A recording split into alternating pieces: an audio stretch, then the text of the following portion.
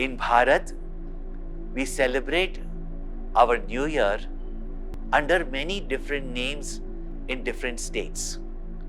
But very often people misunderstand this is New Year of this state, New Year of that state.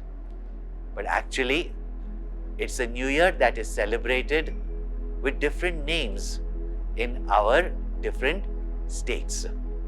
Just as our one God is worshipped with so many names, in the same way, we all get together in our different ways of our culture, our dressing, our food. We celebrate the New Year.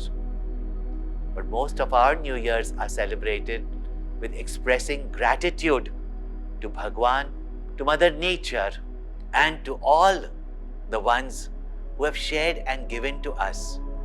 And the best way we do it, by spreading joy, happiness, laughter in our giving and sharing. Wish you all a very, very auspicious New Year.